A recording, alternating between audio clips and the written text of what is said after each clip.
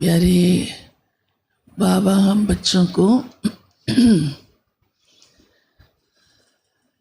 अपने लक्ष्य तक पहुंचाने के लिए, क्योंकि हम सब देवता बन रहे हैं, तो उसकी विधि क्या सुनाते हैं बाबा कि देवता बनना माना आत्मा को गुणवान बनाना, पवित्र बनाना। और उसकी विधि बाबा सुनाते हैं कि पहले अपने 63 जन्मों के किए हुए विकर्मों को विनाश करो। और यही सबसे बहुत आवश्यक है। जैसे देखो, कोई मैली चीज़ होती है तो अगर उसको कहीं सजाना है या उसके ऊपर कुछ नई पॉलिश करनी है तो उस मैलेपन को पहले धुलाई करते हैं, रगड़ते हैं, करते हैं ना, तब कहते पॉलिश चमक कर आएगी। अब आत्मा अंदर से तो कैसी बन गई है, जानते ही हो आप सब। तो बाबा इसलिए कहते हैं कि पहले इतना मेरे को याद करो, इतना प्रीत रखो कि विकर्म विनाश हो जाए आपके। तो फिर गुणों की धारणा भी सहज होती जाएगी। गुणों की धारणा क्यों नहीं कई आत्माओं की सहज होती, या संस्कारों का परिवर्तन क्यों नहीं होता? वही के वही आदतें, वही पुराने संस्कार मिटते नहीं, क्योंकि आत्मा ने विकर्म विनाश नहीं किए। बाबा को इतना याद ही नहीं किया जो आत्मा की मैल धुल सके, या खाद पड़ी हुई गल सके, विनाश हो जाए। इस कारण से वो संस्कार ऐसे के ऐसे अभी भी काम कर रहे हैं। आज विशेष बाबा ने कहा है, क्योंकि याद भी तब कम होती है जब इतनी प्रीत नहीं होती। प्रीत का अर्थ भी समझना बड़ा ज़रूरी है।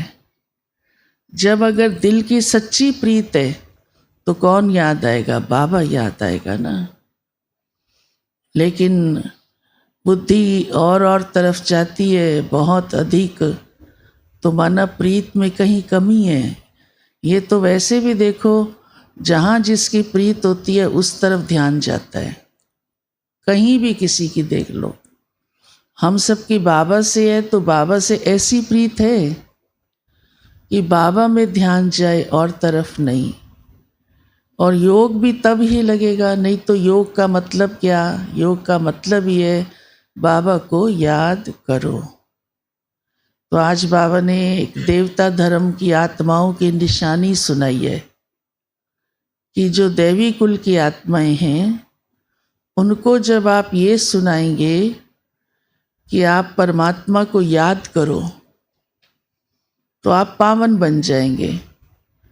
तो उनके मन में ये बात आएगी, उनको टच होगी, उनको लगेगा हाँ ये ज़रूरी है, उसका एहसास होगा। और फिर वो उसका पुरुषार्थ शुरू कर देंगे। तो माना वो देवता कुल की आत्मा है।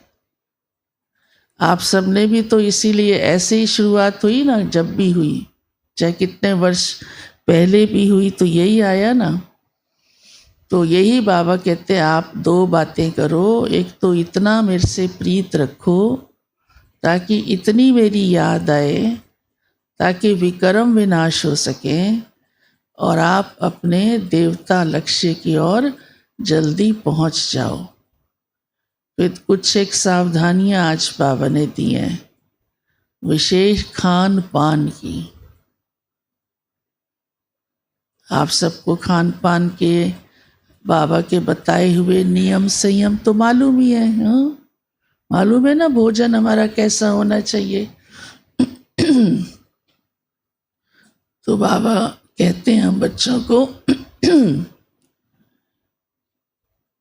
ये तो मालूम है, भोजन शुद्ध हो, सात्विक हो, कईयों को ये भी नहीं मालूम होता कि प्याज लहसुन सात्विक नहीं है, समझते हैं ये तो वेजिटेरियन होना है ना खाने में, लेकिन बाबा ने इसकी भी मना की है।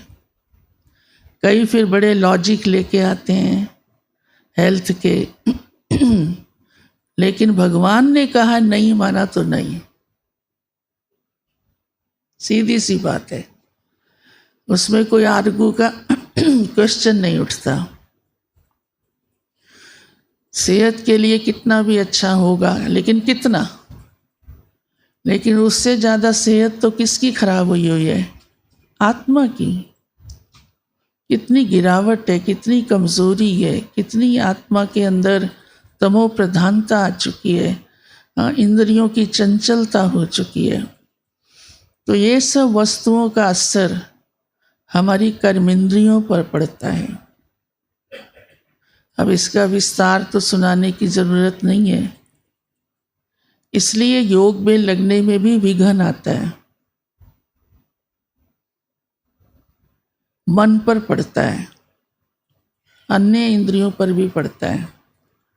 तो बाबा कहते हैं क्योंकि आप योगी बने हो और लक्ष्य देवता बनने का है, इसलिए इन चीज़ों को स्वीकार नहीं करना, बिल्कुल भी नहीं करना।